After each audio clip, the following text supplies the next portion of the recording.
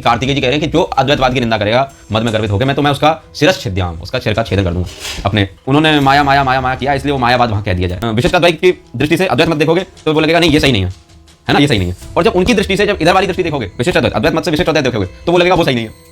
और शुद्धाद्वैत की दृष्टि से जब अद्वैत देखोगे तो भी सही नहीं लगेगा, द्वैत की दृष्टि से देखोगे तो बिल्कुल ही नहीं लगेगा। जो कली में ब्राह्मण के रूप से उन्होंने अपअर्थ कहीं नहीं किया है, द्वैतवादी थे। शंकराचार्य जी ने जब शास्त्रार्थ आदि किए तो उस समय पर उनकी शरण में आगे कि नहीं आगे। और ये बात भी किसी से छिपी नहीं है, कितने अद्वैतवादी भी थे, त्रिविक्रम पंडित आदि अद्वैतवादी भी थे। जब भगवान मध्वाचार्य जी ने प्रचार किया तो मध्वाचार्य जी की शरण में गए। उस दृष्टि से भी देखो, मैं अभी वो निर्णय करके बैठा कि प्रबोधानंद थे या प्रबुद्ध भट्ट थे, वो प्रकाशानंद थे, प्रबुद्ध भट्ट थे, प्रबोधानंद सरस्वती के बाद। तो प्रबोधानंद सरस्वती जी यदि देखा तो श्री चैतन्य महाप्रभु की शरण में आके चैतन्य चंद्रमत आदि लिख डाली, राधा सुजान लिख डाली, वृंदावन महिमा आदि ग्रंथ दिए उन्होंने, नवदीप शतक आदि दी, चैतन्य चंद्र सहस्त्रनाम स्तोत्र दिया कि नहीं दिया? उनके मत में आगे कि नहीं आगे? बिल्कुल आगे। तरंग मतलब एक अंश, समुद्र का एक अंश। तरंग मतलब समुद्र का एक अंश। तो इस प्रकार से, और समुद्र की तरंग है, तरंग बह रही है तो समुद्र की तरंग है, तरंग का समुद्र नहीं है। तो कल हमने पहले समझाया कि खोपड़ी, हड्डी और चमड़ी ये सब मायावाद आदि के अंदर गिने जाते हैं, परंतु ये सब मायावाद जो बोला गया, अद्वैतवाद को मायावाद कह दिया। देखो, अद्वैतवाद का विषय मेरा नहीं है कि मैं अद्वैतवाद को समझाने बैठूं अभी, है ना।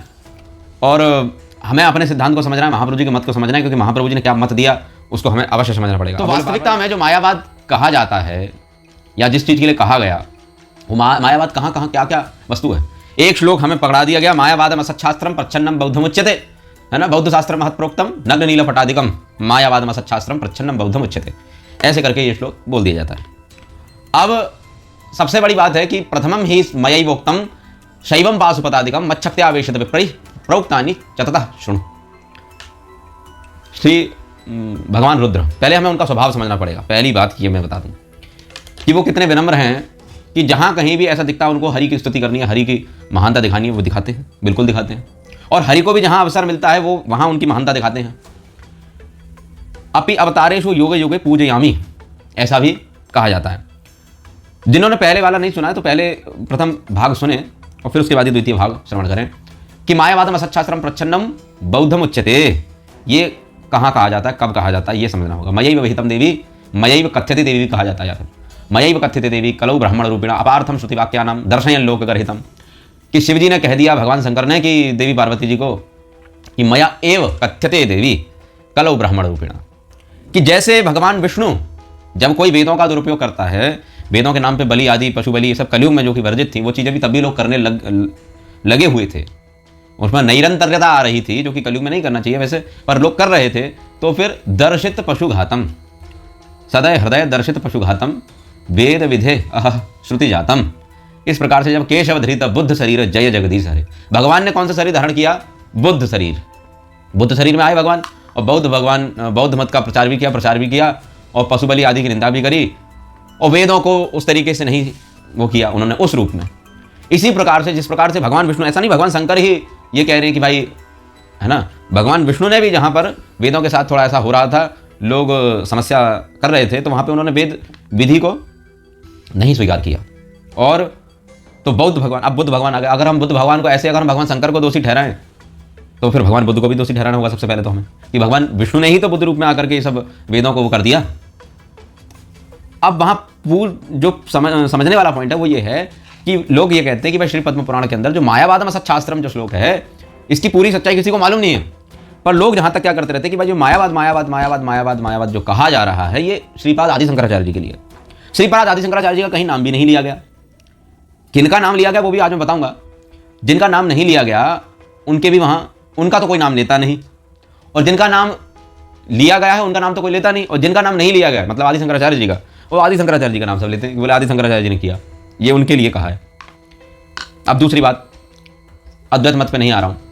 प्रथमम ही मयैवोक्तम शैवम पाशुपतादिकम, शिव जी अपनी विनम्रता दिखाते हुए कई बार अपने मत की, उनको ऐसा लगता है, या अपनी पूजा आदि की कई जगह और अपने लिए कई बार वो क्या करते हैं, मना करते हैं। परंतु अब भक्त तो, अगर आप भक्त के रूप में देखोगे उनको, तो भक्त तो कभी अपने आप को ऐसे प्रभु कहकर के जल्दी संबोधित नहीं करते, और बहुत जगह प्रभु कहकर संबोधित भी किया है, ऐसी बात नहीं है कि नहीं है।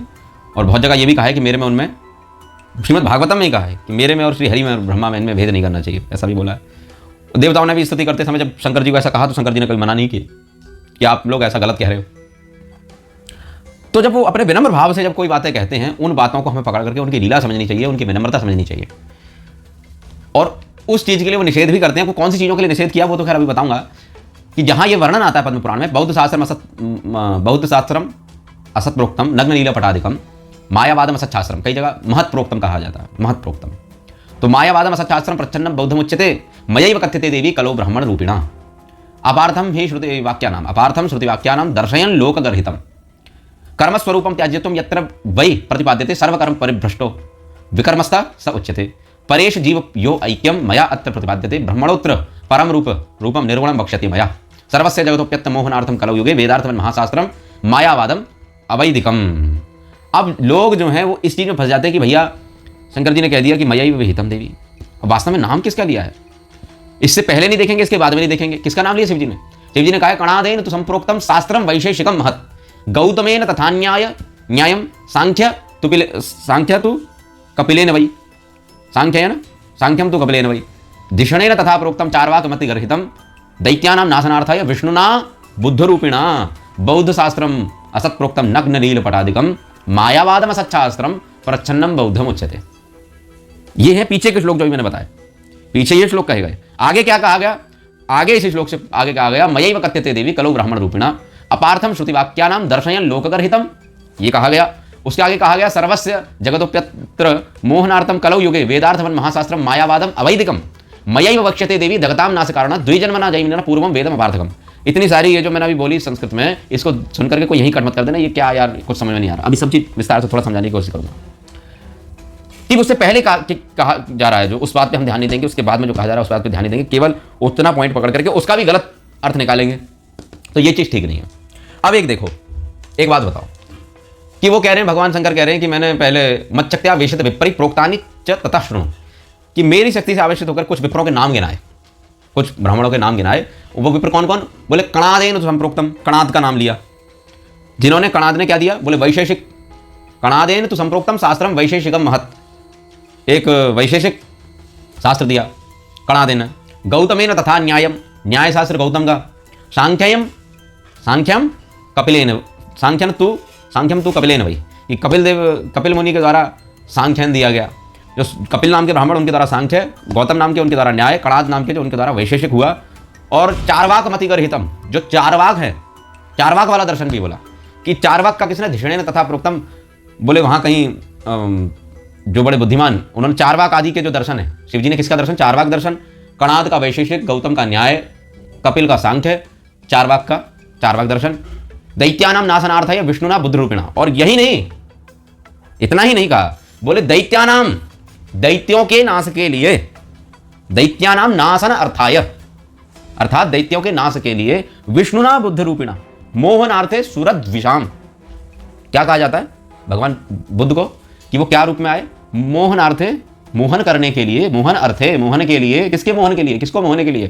किसको मोह में डालने के लिए? सुरद्विषाम, जो सुर लोगों से द्वेष करते हैं, मतलब असुर। तो मोहनार्थ सुरद्विषाम, उनको मोहित करने के लिए भगवान ने विष्णुना बुद्ध रूपिणा, भगवान विष्णु के द्वारा बुद्ध रूप से जो कहा गया, वो बुद्ध रूप में जो कहा गया वो बौद्ध शास्त्रम महत प्रोक्तम, जो बौद्ध के जो शास्त्र हुए, नील पट आदि जो शास्त्र हुए, नग्न नील पट आदिकम, यहाँ कह दिया नग्न नील पट आदिकम मायावादम असत शास्त्रम प्रच्छन्नम बौद्धम उच्यते। मायावादम असत शास्त्रम प्रच्छन्नम बौद्धम उच्यते। और मायावाद जो कहा गया, प्रच्छन्न जो बौद्धवाद जिसको कहते हैं, प्रच्छन्न बौद्धवाद कहा गया, वो मायावादम असत शास्त्रम, और मायावाद के द्वारा असत शास्त्र। अब पहली बात, भगवान जो शंकराचार्य जी हैं उनके मत को शुद्ध रूप जो कहा जाता है वो कहा जाता है अद्वैतवाद। अद्वैतवाद, ऐसे ही कुछ अद्वैतवादी लोग कहते हैं भाई मध्वाचार्य जी का क्या है? बोले द्वैतवाद है, बिल्कुल। पर द्वैतवाद को भी जब हम उनकी परंपरा पूछते हैं तो वो कहते हैं नहीं भाई, हमारा जो शुद्ध इसका बोला जाता है बोलते हैं तत्ववाद, क्योंकि श्री सनातन गोस्वामी जी ने अभी एक जगह कहा है केचित तत्ववादी ना, तत्ववादी। अब यहां पर जो कहा जाए मायावाद, तो मायावाद के लिए कहा जा रहा है। और बोले नहीं अद्वैतवाद का ये का भ्रंश रूप वहां पे मायावाद है, क्योंकि उन्होंने माया माया माया माया किया, इसलिए वो मायावाद वहां कह दिया जाए। बोले ठीक है, मायावाद कह दिया जाए। अभी उसका आगे निराकरण भगवान शंकर स्वयं ही करेंगे, क्योंकि अभी एक का नाम नहीं लिया, गौतम जी का नाम ले लिया, कणाद का नाम ले लिया, और चारवाक का नाम ले लिया, और कपिल का, इनका नाम ले लिया। अभी क्या बोलेंगे? और विष्णु, बुद्ध भगवान का भी नाम ले लिया कि बुद्ध भी, ये भी जो इन्होंने भी बुद्ध रूप में, विष्णु ना बुद्ध रूपिणा, विष्णु भगवान ने बुद्ध रूप में क्या किया? मायावाद। तो वो ही मायावाद जो उसको मायावाद कहा गया, ये जो प्रच्छन्न बौद्धवाद है, कि इनमें से कुछ सीधा बुद्धवाद था और प्रचंड बौद्धवाद क्या था, ढका हुआ बौद्धवाद क्या था। जो सीधा सीधा बुद्धवाद तो ये था भाई, जो बुद्ध भगवान ने कह दिया वो ठीक है। और जो ये जैमिनी आदि और इन सब के वो कणाद आदि, गौतम आदि, न्याय आदि देने वाले, कपिल आदि, इन सब के दर्शनों को भी कहीं कहीं क्या कहते हैं, बोले ये ढके हुए बौद्धवाद, इनको यहाँ गिर लिया। क्योंकि वहाँ पर स्पष्ट कर दूँ कि वहाँ पर भगवान शंकराचार्य जी का नाम कहीं नहीं है, भगवान आदि शंकराचार्य जी का नाम कहीं नहीं है उसमें, उस प्रकरण में, कि उनका वहाँ पर नाम लेकर के नहीं बुलाया जा रहा है कहीं भी। पहली बात, अद्वैतवाद भी नहीं कह दिया जा रहा है। दूसरी बात ये, और कुछ लोग प्रमाण जब देते हैं शिवपुराण आदि से, तो मैंने वो कल उसका निराकरण कर दिया कि शिवपुराण से प्रमाण देने से कोई लाभ नहीं है। क्योंकि शिवपुराण से यदि आप ये बोलोगे कि माया अद्वैतवाद ही जो है, जो आजकल का जो मायावाद है, यदि उसको यदि बोल दोगे तो भैया अद्वैतवाद की तो प्रशंसा बहुत इतनी करी गई है कि कार्तिकेय जी कह रहे हैं कि जो अद्वैतवाद की निंदा करेगा मद में गर्वित होकर, मैं उसका शिरस छिद्याम, उसका सिर का छेदन कर दूंगा अपने सूल से। जब कार्तिकेय जी का ऐसा वचन है तो फिर किसी को भी अद्वैतवाद को नहीं मानना चाहिए। इसी प्रकार से आप जो श्री भगवान शंकराचार्य की परंपरा में जितने वो हुए, उन्होंने सबने अद्वैतवाद के मत से ही ग्रंथों का प्रणयन किया है। और शंकराचार्य जी का जो सिद्धांत है उसका अद्वैतवाद ही कहा जाता है। और अद्वैत सिद्धांत, वाद तो मतलब एक वो भी लगा देते हैं, उसको बोला जाता है अद्वैत सिद्धांत। और इनके में ग्रंथ भी आदि भी है, अद्वैत सिद्धि आदि, विवेक चूड़ामणि, बहुत सारे ग्रंथ हैं, एक एक के नाम गिनाना हुआ है। और जितनी आज तक जो शंकर परंपरा चलती आ रही है, जिनको कि हम शंकराचार्य जी के उसमें देखें, तो वो सभी लोग इस चीज़ से नहीं बोलते कि हमारे लिए वो मायावाद कहा जा रहा है या ऐसा कुछ कहा जा रहा है, इस चीज़ को नहीं कहा जाएगा। और दूसरी बात यह है कि शुद्ध रूप वहाँ कहा जाता है अद्वैतवाद, अद्वैत सिद्धांत या अद्वैत मत ऐसा कहा जाता है, या फिर शांकर मत कह देते हैं, ऐसे कह देते हैं कई बार, और शुद्ध रूप ये है। अच्छा, दूसरी बात कह रहे हैं कि भाई होगा क्या उसमें, कि मायावाद असच्छास्त्र प्रच्छन्न बौद्ध मुचते, ढका हुआ बौद्धवाद है, तो वो किसके लिए कह दिया, बोले कणाद, और कणाद के वैशेष्य के लिए, गौतम के न्याय के लिए, और कहीं कहीं जो कपिल का जो संघ है कि ये भी ढका हुआ बौद्धवाद है, इनके लिए बोला। अब दूसरी बात उनके लिए भी बोला, और आगे अब किसके लिए बोलने हैं, कि उनके लिए मयैव कथ्यते देवी कलो ब्राह्मण रूपिणा, कि कली में ब्राह्मण के रूप से मेरे मया एव, मया मतलब मेरे द्वारा, क्या मेरे द्वारा, मत शक्त्या आविष्ट विप्रई, मेरी शक्ति से आविष्ट होकर ही ये विप्र करेंगे। क्यों करेंगे, बोले भगवान जो ये भगवान विष्णु की आज्ञा है, परंतु वो आज्ञा जो है वो कहाँ पर है, वो आज्ञा जो है वो किन के लिए, वो गौतम के ऊपर ये होगी, वो आज्ञा जो किस पे लागू होगी, वो गौतम के ऊपर, कणाद के ऊपर, और जो वैशेषिक वाले कणाद हैं, गौतम, कणाद और कपिल, और किसके ऊपर आज्ञा लागू होगी, बोले अपार्थम श्रुति व्याख्यानम। अपअर्थम, अपअर्थम का मतलब क्या होता है, अपअर्थम का मतलब क्या होता है, दूर वाला अर्थ, या फिर पर अब जैसे कि कहीं लिखा हुआ माया, कहीं माया लिखा है, अब माया कहीं लिखा हुआ तो उसका हम सीधा अगर बोलेंगे तो ठीक है माया। अब बोले माया को कोई अगर, या तो एक तो फिर उसकी व्याख्या करे कोई कि हाँ भाई माया शब्द की व्याख्या ये, या फिर कोई माया शब्द को फिर वहाँ से और ज़्यादा आगे ले जा करके कि नहीं माया का मतलब ऐसा नहीं, माया का मतलब ऐसा नहीं, वो करके जब जा करके उस शब्द का अपभ्रंश परिभ्रंश और बहुत ज़्यादा विकृत कर दे उस अर्थ को, तो वो कहा जाएगा अपअर्थ, तो उसके बड़े दूर का अर्थ, या फिर उसका अपअर्थ का मतलब जो उसका अर्थ वास्तविक होना नहीं चाहिए, अनर्थ कह सकते हैं हम। अपार्थम श्रुति वाक्यानाम, श्रुति के वाक्यों का अपअर्थ, जो कि दर्शयन लोक गर्हितम, लोक में जो दर्शन गर्हित माना गया है। अद्वैत मत को तो गर्हित माना नहीं गया है, अद्वैत मत को या अद्वैतवादियों को या अद्वैत परंपरा को, इनको तो गर्हित माना नहीं गया है। पर भगवान शंकर कह रहे हैं कि ऐसा मत जो दर्शयन लोक गर्हितम, लोक में गर्हित माना जाए ऐसा दर्शन, और वो दर्शन लोक में जिसको गर्हित माना जाए जो श्रुति के वाक्यों का अपअर्थ करता हो। आप अब मैं किसी को बोलूंगा तो लोग क्या करेंगे, इसको वो करने लगेंगे, परंतु मैंने पहले बोल लगा कि अगर हम जब दृष्टि डाल के हमने देखा जहाँ जिस प्रकार से सारी चीज़ों को उपनिषदों में जहाँ जहाँ भगवान आदि शंकराचार्य ने जो चीज़ें दी हैं, उन्होंने अपअर्थ कहीं नहीं किया है ना। अब उन्होंने अपअर्थ नहीं किया, पर उसी तरीके से यदि आप श्री संप्रदाय की दृष्टि से या श्री संप्रदाय के जो भाष्य आदि हैं उनकी दृष्टि से देखोगे जब आप, तब आप उनके लिए क्या पाओगे कि नहीं, उन्होंने ऐसा लगेगा कि हाँ उन्होंने वो ठीक नहीं किया। उधर की दृष्टि से जब इधर श्री संप्रदाय वालों के भाष्य देखोगे, जब अद्वैत मत, जब विशिष्ट अद्वैत की दृष्टि से अद्वैत मत देखोगे तो वो लगेगा नहीं ये सही नहीं है ना, ये सही नहीं है। और जब उनकी दृष्टि से जब इधर वाली दृष्टि देखोगे, विशिष्ट अद्वैत, अद्वैत मत से विशिष्ट अद्वैत देखोगे तो वो लगेगा वो सही नहीं है। और शुद्धाद्वैत की दृष्टि से जब अद्वैत देखोगे तो भी सही नहीं लगेगा, द्वैत की दृष्टि से देखोगे तो बिल्कुल ही नहीं लगेगा। जो तत्ववाद की दृष्टि से या अद्वैतवाद की दृष्टि से देखोगे, जब आप कंपेरिजन करके अद्वैत और द्वैत की दृष्टि में रखोगे तो बिल्कुल ही दिन और रात का अंतर आपको दिखाई देगा कि भाई ये कुछ है, ये कुछ है। उस पर तो मैं जा ही नहीं रहा हूँ, 5 आचार्य, 5 के अपना अपना विचार सबने प्रस्तुत किया, और ये सारा विचार वैदिक विचार ही है, वेदों का मत ही है। अद्वैत मत भी वेदों का है, द्वैत मत भी वेदों का है, शुद्धाद्वैत भी मत वेदों का है, विशिष्टाद्वैत मत भी वेदों का ही है, और द्वैताद्वैत मत भी वेदों का ही है। ये सब मत जो है ये वेदों का ही है। अचिंत्य भेदाभेद मत भी वेदों का ही है। अब परंतु कहा क्या जा रहा है, अपार्थम श्रुति वाक्या नाम दर्शयन लोक गर्हितम, पर ऐसा दर्शन जो कि गर्हित दर्शन माना जाएगा लोक में। अगर गर्हित माना जाए, अगर गर्हित माना जाए तो वो यहां की दृष्टि देखोगे तो है, पर सीधा वेद की दृष्टि से देखोगे तो अद्वैत मत गर्हित नहीं है। सबके पास अपना है भैया, सबके पास अपना है। जहां जो जैसे निकालना चाहता है वो सब कुछ सबका अपने पास है, सब अपना वहां कर सकते हैं। और दूसरे को अर्थ ये ऐसा ठीक नहीं है ऐसा बताने के लिए भी चीजें हैं, और ये चीजें ठीक हैं ऐसा बताने के लिए चीजें, ये चीजें ठीक नहीं है ये चीजें ठीक है ऐसा बताने के लिए सब कुछ है, सब कुछ। परंतु ये तो वैदिक मत है, इसमें अवैदिकता नहीं है। परंतु शंकर जी क्या कह रहे हैं, अपार्थम श्रुति वाक्यानाम दर्शयन लोक गर्हितम, लोक में वो दर्शन गर्हित माना जाएगा। अगर गर्हित माना जाएगा या ऐसा माना जाता तो कितने ना जाने जो वैष्णव थे या मतलब द्वैतवादी थे, शंकराचार्य जी ने जब शास्त्रार्थ आदि किए तो उस समय पर उनकी शरण में आ गए कि नहीं आ गए। और ये बात भी किसी से छिपी नहीं है, कितने अद्वैतवादी भी थे, त्रिविक्रम पंडित आदि कुछ अद्वैतवादी भी थे। जब भगवान मध्वाचार्य जी ने प्रचार किया तो मध्वाचार्य जी की शरण में गए। ऐसा भी है, ऐसा भी है कि वो उन्होंने जब प्रचार किया तो द्वैत वाले उनके मत में चले गए, और जब द्वैत मत से मध्वाचार्य जी ने प्रचार किया तो कई अद्वैतवादी द्वैत मत में भी चले गए, परिणत हो गए। ऐसा भी देखा जाता है। और भी कई लोगों ने वल्लभाचार्य जी के बारे में प्रसंग आता है, उनके उसमें चले गए, कुछ लोग उनके उसमें चले गए। प्रबोधानंद सरस्वती, कुछ लोग कहते हैं कि प्रबोधानंद सरस्वती गोपाल भट्ट गोस्वामी जी के चाचा जी थे, जिनको प्रबुद्ध भट्ट कहा जाता है। परंतु जो राधा रस सुधानिधि आदि ग्रंथों में मायावाद वितर्क आदि कुछ ऐसे संबंध दिए जिससे कि ऐसा लगता है कि वो पहले क्या थे, वही प्रबोधानंद पहले प्रकाशानंद थे, ऐसा कहीं कहीं नजर आता है। अगर उस दृष्टि से भी देखो, मैं अभी वो निर्णय कर भी नहीं बैठा कि वो प्रबोधानंद थे या प्रबुद्ध भट्ट थे, वो प्रकाशानंद थे या प्रबुद्ध भट्ट थे, प्रबोधानंद सरस्वती बात।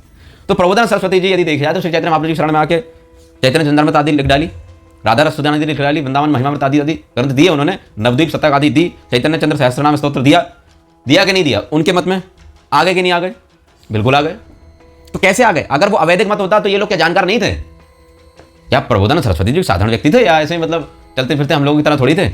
या हम कहें कि प्रकाशानंद सरस्वती जी नहीं जानते थे, या सारों भट्टाचार्य जी, इतने बड़े बड़े वेदांती सब श्री चैतन्य महाप्रभु की शरण में आ गए कि नहीं आ गए? आ गए। और जो पहले वो कर रहे थे वो क्या अवैधिक था? बोले नहीं, वो भी अवैधिक नहीं था, वो भी वैदिक मत था। पर द्वैत से अद्वैत में, अद्वैत से द्वैत में आते हुए देखा गया, और दोनों का वैदिक मत है।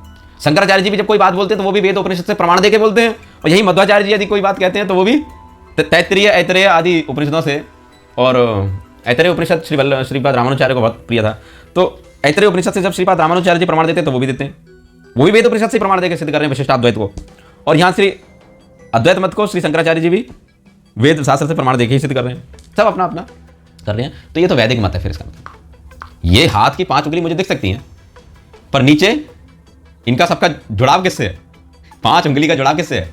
नीचे वाली ये जो हथेली है और ये जो हाथ का तलवा है, इससे जुड़ाव है ना। पर ऐसे दिखने में 5 हैं और दिखने में कोई छोटी बड़ी भी नजर आ रही है, पर सबका जुड़ाव किससे है? सबका इसी से है। तो अगर इसको वेद माना जाए और इसको मत माना जाए तो कोई बात नहीं, और देखा जाए तो 5 मत चल ही रहे। अच्छा, इन 5 को महाप्रभु ने ऐसा कर दिया, महाप्रभु जी ने तो इन 5 की बात को ऐसे ले लिया कि भाई ये जो है ये कछुए के हाथ बना दो, इनको कछुए का हाथ ऐसे होते हैं, तो इस प्रकार से, तो ये भाग कर दो। चलो कोई बात नहीं, क्योंकि महाप्रभु ने शाक्तोहम, शैवोहम, वैष्णवोहम और सौरोहम आदि कहकर भी जो है वो वराह मेहर आदि जी को उपदेश दिया था। तो महाप्रभु जी ने वहाँ पे वो कह दिया था। और वराह मेहर जी भगवान सूर्य के बड़े उपासक हुए, वराह मेहर भट्टाचार्य। तो इस तरीके से देखो कि ये तो वैदिक मत है। फिर ये अवैदिक मत, क्योंकि वहाँ कहा जाए दर्शन लोक गर्हितम, गर्हित दर्शन। और वो गर्हित दर्शन कैसा है? कर्म स्वरूपम त्याज्यत्वम यत्र वै प्रतिपाद्यते, जहाँ पर कर्म के स्वरूप को त्यागने के लिए कहा जाता है। सर्वकर्म परिभ्रष्ट, सर्वकर्म से क्या हो जाए? परिभ्रष्ट हो जाए, विकर्मस्तः उच्यते। और परेश जीव यो ऐक्यम मया अत्र प्रतिपाद्यते, ब्रह्मणोत्र परम रूपम निर्गुणम वक्ष्यते मया। परेश जीव यो ऐक्यम, कि पर जो ईश है और जीव है उसकी एकता। बोले ये तो फिर आप अद्वैत मत में तो बोल ही भैया ये रहे हैं, अद्वैत मत में बोल भले ही रहे हैं, परंतु अद्वैत मत में श्रीपाद आदि शंकराचार्य जी ने विष्णु षटपदी भी लिखी।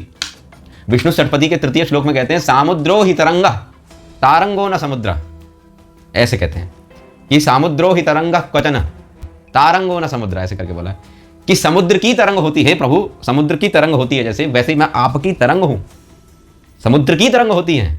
उसी प्रकार हम आपके हैं, समुद्र के। मतलब आप समुद्र, भगवान को समुद्र के समान समझा जाए तो हम उनकी तरंग के समान समझे जाएं।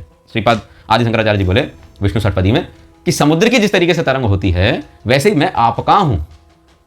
जैसे समुद्र की तरंग होती है ऐसे ही हम आपके हैं। जिस प्रकार तरंग का समुद्र नहीं होता है, तरंग मतलब एक अंश, समुद्र का एक अंश, तरंग मतलब समुद्र का एक अंश, तो इस प्रकार से, और समुद्र की तरंग है, तरंग बह रही है तो समुद्र की तरंग है, तरंग का समुद्र नहीं है। समझ गया कि भगवान के अंश हैं। भगवान बोलते ममई वांसो जीवलोके, ममई वांसो जीवलोके जीवभूता सनातन, सनातन अंश है, जीवभूता सनातन, और ये सनातन है। पर अंश किसका? बोले मेरा ही अंश है, मेरा ही अंश है। मम एव अंशो ममई वांसो जीवलोके जीवभूता सनातन। अब जब वहां ये कह दिया मना षष्ठानि इंद्रियाणि प्रकृति स्थानी कर कह दिया, तो वहां पर भी यही चीज हुई कि हम भगवान के अंश हैं, या भगवान को समुद्र माना जाए तो हम समुद्र की तरंग है, पर तरंग का समुद्र नहीं होता, इसलिए हम आपके हैं। आप हम मतलब हमारा जो कारण है वो आप हो, हम आपके कारण नहीं है। तुम्हारा आदि कारण उन्होंने भी उन्हीं को माना है। अब दूसरा विषय यहां कहा गया परेश जीव यो ऐक्यम, एकता है, पर एकता होते हुए भी उनके हैं, ये एकता कि मेरे हैं, ये चीज की एकता, हमारे हमसे वो नहीं है, उनसे हम हैं। परेश जो जीव यो एक मया अत्र प्रतिपाद्यते ब्रह्मणोत्तर परम रूपम निर्गुणम बक्ष्यते मया। और जो ब्रह्मणा है, जो ब्रह्मण मतलब पर ब्रह्म के लिए कहा जा रहा है, ब्रह्मणोत्तर परम रूपम, जो परम रूपम निर्गुणम बक्ष्यते मया, उसमें निर्गुणम बक्ष्यते कहा जाएगा मेरे द्वारा, मया मेरे द्वारा कहा गया। अब ये बताओ कि सर्वकर्म परिभ्रष्ट हो, अद्वैताचार्य जी वो अद्वैत मत में सर्वकर्म परिभ्रष्ट हो जाओ, ये सब कहाँ कहा जाता है? कोई इस बात को नहीं कह रहा है कि वो तो कह रहे हैं, जबकि वो तो वर्णाश्रम पे तो जोर सबसे ज़्यादा वही दे रहे हैं, क्योंकि भगवान आदि शंकराचार्य जी ने वर्णाश्रम पे जोर देने के लिए कहा, वर्णाश्रम पे जोर देने के लिए कहा उन्होंने। और वर्णाश्रम पे यदि कोई व्यक्ति जो जोर देगा तो उसको कर्म तो करने पड़ेंगे ना, ब्राह्मण क्षत्रिय वैश्य शूद्र, तो वो कर्म परिभ्रष्ट कैसे हो जाएगा? जब कोई अपने मत में स्थापित कर रहा है कि भाई, जबकि विधान सूत्र आदि में उन्होंने क्या बोला कि भाई शूद्र के लिए क्या नियम है, वैश्य के लिए क्या नियम है, ब्राह्मण के लिए क्या नियम है। गीता में जहाँ उन्होंने अपनी गीता दी, जो गीता भाष्य शांकर भाष्य दिया, शंकर भाष्य के उन्होंने जहाँ चातुर्वर्ण्यम आदि श्लोक आए चौथे अध्याय के 13वें में, उसमें भी उन्होंने कर्म की प्रशंसा करी। परधर्मो भयावह स्वधर्मे निधनम से आदि में। तो कर्म परिभ्रष्ट करने के लिए तो अद्वैत मत कभी कह ही नहीं रहे अद्वैतवादी कि आप सर्वकर्म परिभ्रष्ट हो जाओ, ये भी नहीं कहा जा रहा है। क्योंकि जो अगर आप ये कह लो, कुछ लोग ये कहेंगे कि भाई जो आप ये कह रहे हो कि वहाँ नाम नहीं दिया है शंकराचार्य जी का, परंतु लक्षण भी मैच नहीं कर रहे हैं। सर्वकर्म परिभ्रष्ट, अगर आपने परेश जीव यो ऐक्यम ऐसा कहोगे तो केवल एकता वाली बात नहीं है, वहां भी उन्होंने सामुद्रो ही तरंगा क्वचन तारंगो न समुद्र, कि समुद्र की तरंग होती है, तरंग का समुद्र नहीं होता। उसी प्रकार से भगवान के अंश जीव हैं, जीव का अंश भगवान नहीं है। ये चीज समझा दी। तो यहाँ वो चीज भी पूरी तरीके से उन पर लागू नहीं होती है। मया अत्र प्रतिपादित, तो वो चीज भी उन्होंने पूरी प्रतिपादन नहीं करी। ऐसा करते तो विष्णु षटपदी में तीसरा श्लोक ऐसा क्यों बोल दिया है ना, ब्रह्मणोक्त परम रूपम निर्गुणम बक्ष्यते मया। और ऐसा भी नहीं है कि उन्होंने केवल बोला जा रहा है कि निर्गुणम बक्ष्यते माया, निर्गुण निराकार की बात आई तो बोले हाँ ठीक है, तो शंकराचार्य निर्गुण निराकार की बात तो करी भाई, निर्गुण निराकार की। पर शंकर जी कह रहे हैं कि वो ब्रह्मणो अत्र परम रूपम बक्ष्यते मया निर्गुणम रूपम, वो परम रूपम निर्गुणम बक्ष्यते मया, कि वो रूप को नहीं स्वीकार करेंगे, बोले निर्गुण ही कहा जाएगा। पर ऐसा तो नहीं है। श्रीपाद आदि शंकराचार्य ने तो पंचदेवोपासना दी। अगर आप देखोगे देवोपासना दी, इंद्र आदि 8 लोकपालों आदि के, क्षेत्रपाल के, भैरव आदि के रूप में, देवी के, सब लोग सबके इनके स्तोत्र भी दिए हैं। जब स्तोत्र दे दिए, स्तोत्र में क्या करते हैं, अन्नपूर्णा माता का जो स्तोत्र है, देहि कृपावलंबन करी माता अन्नपूर्णेश्वरी आदि आदि स्तोत्र हैं। और जो लक्ष्मी जी के स्तोत्र भी श्री आदि शंकराचार्य जी ने बोला, लक्ष्मी जी के स्तोत्र बोले, भगवान विष्णु के, और सबसे ज़्यादा करपट पंजरी का स्तोत्र, चरपट पंजरी का कहने से नहीं समझोगे, भज गोविंदम, अब तो समझ जाओगे। चरपट पंजरी का इतना बड़ा कहा तो वहाँ भज गोविंदम बार बार क्यों कहा। ध्येयम श्रीपति रूपमजस्रम, नामस्मरणात् नहीं अन्य उपायम नहीं पश्यामो भवतरणे, वहाँ भी उन्होंने ये कह दिया कि नाम स्मरण के अलावा मुझे कोई और भगवान का मतलब वो नहीं पश्यामो भवतरणे। तो नाम की प्रशंसा कर दी, भगवान के रूप की प्रशंसा कर दी, भगवान की भक्ति की प्रशंसा कर दी। और जो भक्ति न करने वाले हैं उनको तो उन्होंने क्या कह दिया, मूढ़मती भी कह दिया। भजगौरीशम गौरीशम भज मंदमते, गौरीपति भगवान शंकर का भजन करो, ऐसा भी एक आचार्य ने दूसरे ने लिखा है। अब ये सब चीजें उन्होंने दी, वेद सार शिवस्तव स्तोत्र, पशु नाम पतिम पावनासम परेशम आदि आदि ये सब दिया। तो इसमें भगवान के रूपों का तो वर्णन उन्होंने किया है। अगर ये कह दिया जाए केवल निर्गुण कह दिया उन्होंने तो भी नहीं। तो यहाँ परंतु जो बात आ रही है कि केवल परेश जीव यो ऐक्यम, कि केवल एक ही है, ये नहीं, ये भी उन्होंने प्रतिपादित नहीं किया। कहीं कहीं एक कह देते तो फिर समुद्र की तरंग कहने की तरंग, मतलब फिर तो भेद वाली बात थोड़ी सी आ गई ना। पर वो केवल एक नहीं कहा। दूसरी बात, निर्गुण सीधा सीधा निर्गुण नहीं कहा, वो केवल निर्गुण नहीं कहा, भगवान के रूप को भी बोला है। और जहां आवश्यकता पड़ी तो वहां पर स्तोत्र आदि लिख करके सिद्ध भी किया है। तो रूप को तो मानते हैं, ऐसा नहीं कि नहीं मानते हैं। अब जो अंतिम ध्येय और उस पर फिर पूरे मत के अंदर मैं प्रवेश नहीं कर रहा हूँ, ठीक है, वहाँ मैं प्रवेश नहीं कर रहा हूँ। अभी यहाँ जो बात आ रही है कि यहाँ पर जो बात हो रही है वो शंकराचार्य जी के लिए हो रही है या नहीं हो रही है, बात यह है। दूसरी बात, प्रच्छन्न बौद्ध मुच्यते, अच्छा ठीक है, जितना बौद्धों को शंकराचार्य जी ने भगाया भारत से शास्त्रार्थ करके आदि करके, बौद्धों को इतना उनको जब नहीं माना, मतलब बौद्धों को, अगर उन्होंने जब बौद्धों को नहीं माना तो प्रच्छन्न बौद्धवाद वो कैसे स्वीकार कर लेंगे? हम कह रहे हैं कि हमने इस व्यक्ति को नहीं माना, तो फिर प्रच्छन्न बौद्धवाद कैसे उन्होंने स्वीकार कर लिया, जबकि उन्होंने तो पूरे मत को ही तिरस्कार किया। बौद्ध मत तो वेदों को नहीं मानता, परंतु उन्होंने तो वेदों को स्थापित किया, और वेदों को स्थापित करने के कारण वो बौद्धवाद में आ ही नहीं सकते। उपनिषदों पे भाष्य दिए हैं और स्तोत्र आदि रचना करी, सब कुछ किया, बहुत सारी शिक्षाएं दी, विवेक चूड़ामणि आदि आदि। तो इस प्रकार से उन्होंने वेदों को तो स्वीकार किया, पर बुद्ध लोग तो वेदों को स्वीकार नहीं कर रहे हैं। तो प्रच्छन्न बौद्धता का आरोप भी उन पर नहीं लग सकता कि वो प्रच्छन्न बौद्ध हैं। भगवान शंकराचार्य उनको प्रच्छन्न बौद्ध भी नहीं माना जा सकता। ये भी कट गया पॉइंट, प्रच्छन्न बौद्धवाद कट गया। केवल निर्गुण निर्गुण निर्गुण, केवल ये वाली बात भी कट गई। परेश जी यो एक्यम, केवल यही है, ऐसा भी कि वो उन्होंने खुद ही अपनी विष्णु सरपदी से कि समुद्र की तरंग होती है, तरंग का समुद्र नहीं होता, ये वाली बात भी कट गई कि केवल। परंतु यहाँ बात आ रही है कि वो केवल ऐसा ही कहेंगे कि भाई एक ही है, निर्गुण ही है, और क्या कहते हैं, निर्गुण ही है, एक ही है, और सर्वकर्म परिभ्रष्ट, सारे कर्म से परिभ्रष्ट कर देंगे। अब सारे कर्म से कहाँ प्रविष्ट कर देंगे? उन्होंने तो वैश्य क्षत्रिय ब्राह्मण और शूद्र आदि सबकी वर्णाश्रम आदि की बात भगवान शंकराचार्य ने करी कि ये तो होना ही चाहिए भारत में, तभी तो उन्होंने 4 मठों में 4 वेदों की स्थापना करके 4 मठों के अपने अपने शिष्यों को वहाँ निर्धारित कर दिया भारत में, और 4 दिशाओं में है भी। तो इस तरीके से उन्होंने वेदों का तो प्रतिपादन किया। तो यहाँ कहा जा रहा है परंतु सर्वकर्म परिभ्रष्ट हो, तो वो भी नहीं कहा जा। विकर्मस्था स उच्यते, तो विकर्म अस्त में वहाँ भी नहीं लगे। सर्वस्य जगतोप्यर्थम मोहनार्थम कलौ युगे वेदार्थवन महाशास्त्रम मायावादम अवैदिकम। अवैदिक मत की, मायावाद क्या है? अवैदिक मत। अब जो अवैदिक मत है और वो मायावाद है, परंतु भगवान शंकराचार्य जी की कृतियों में तो हमें क्या दिखता है? वेद पुराणों की बात दिखती है, उपनिषदों की बात दिखती है, जो चीज़ जैसी है वो वैसी ही दिखती है, उसमें कुछ वहाँ नहीं है। हाँ, जब मैंने कहा कि द्वैत के मत से देखोगे तब वहाँ आपको वो नजर आएगा, नहीं, और जब वहाँ अद्वैत के मत से द्वैत को देखोगे तो द्वैत भी ऐसा ही नजर आएगा। परंतु जब आप केवल न्यूट्रल होकर के, निष्पक्ष होकर आप जब देखोगे तो वो चीज़ आपको वैसी ही नजर आएगी, हाँ ये ठीक है, कोई दिक्कत नहीं। और जब निष्पक्ष होकर आप जब द्वैत मत को देखोगे तब भी आपको वो चीज़ वैसी ही नजर आएगी, हाँ ये भी ठीक है, इसमें कोई गलती नहीं। तो अवैदिक मत कैसे हो गया? मायावाद को तो अवैदिक मत कह दिया भगवान शंकर ने। अगर मायावाद अवैदिक मत है और वेदों का ही जो अंग उपनिषद हैं, जो उपनिषदों के ऊपर भाष्य दिया श्री शंकराचार्य जी ने, वेदांत, वेद का जो सूत्र है, वेद का सार सूत्र जो है, वेदांत सूत्र, ब्रह्म सूत्र, जिसे व्यास सूत्र भी कहा जाता है या द्वैपायन सूत्र भी कहा जाता है, ऐसे ऐसे अलग रूप से। तो ब्रह्म सूत्र पर भाष्य भी दिया उन्होंने। तो ब्रह्म सूत्र पर जब भाष्य दे दिया, वेदांत सूत्र पर भाष्य दे दिया, तो उसमें वेद का अवैदिक कहाँ से हो गए? तो फिर अवैदिक नहीं हुई, उपनिषदों पर भाष्य देने के कारण वो भी अवैदिक नहीं हुए, तो अवैदिकता वहाँ भी नहीं रही। परंतु यहाँ कहा जा रहा है मायावादम अवैदिकम, मायावाद जो अवैदिक है। तो ये मायावाद कहा किसको जा रहा है? मायावाद कहा जा रहा है भैया यहाँ कपिल के वहाँ सांख्य, कणाद के वैशेषिक, और वो भी वहाँ पर भी कुछ जो अंश में, वहाँ भी कुछ अंश में, और गौतम के न्याय को, कपिल के सांख्य को, कणाद के जो वैशेषिक को मायावाद कहा गया है। और चारवाक मति गर्हितम, चारवाक के दर्शन को वहाँ क्या कहा जाए? नास्तिकवाद को क्या कहा गया है? नास्तिकवाद को वहाँ जो मति गर्हित मति वाला जो दर्शन है, वो दर्शन है लोक गर्हितम, जो लोक में जिसके गर्हित कहा जाता है, वो चारवाक के दर्शन को वहाँ पर मायावाद कहा गया है। और केवल निर्गुण बोलने वाला, भगवान शंकराचार्य ने केवल निर्गुण नहीं बोला, भक्तार्थम सगुणो जातो निराकारो चिन्मय, इस बात को उन्होंने माना है कि भक्तार्थम सगुणो जातो, तभी तो स्तुतियां करी हैं, स्तुतियां नहीं तो करते ही नहीं। भक्तार्थम सगुणो जातो निराकारो चिन्मय, ये बात श्री उद्धव जी की बात को रखते हुए उन्होंने वो रखी है वो चीज़। उसमें भी कोई अवैधिक मत नहीं हो गया, क्योंकि अगर तुम इनको अवैधिक बोलोगे इस प्रकार से तो फिर उद्धव जी को फिर कल को अवैधिक बोल दोगे। और जो रसिक हैं, जो भक्त हैं, जो समझते हैं थोड़ा सा बातों को, जो भगवान की लीलाओं को, वो समझते हैं कि उद्धव जी का स्थान क्या है और क्या नहीं है, वो क्या किस पद पे स्थित है। तो उद्धव जी ने भी जो बात कही उसी चीज़ को श्रीपाद आदि शंकराचार्य जी ने आगे कह दिया। इसमें क्या यहाँ कहा जा रहा है, पर वो केवल निर्गुण पे फोकस करेंगे, पर उन्होंने निर्गुण सगुण दोनों फोकस किया। अगुण ही सगुण ही नहीं कछु भेदा, ऐसा भी तुलसीदास जी ने भी उसी चीज़ को स्वीकार किया। तो फिर तुलसीदास जी को भी कल को वो कह दोगे। अब दूसरी बात, सर्वस्य जगतोप्यत्र मोहनार्थम कलौ युगे, कि सारे जगत को मोहित करने के लिए कलयुग में वेद अर्थवत और महाशास्त्रम मायावादम अवैदिकम, बड़ा भारी शास्त्र जो बौद्ध आदि का, बुद्धों का जो है, उसको कहा गया है। अवैदिक मत है वो, वैदिक मत नहीं है। पर अद्वैत मत अवैदिक मत नहीं है, वो वैदिक मत ही है।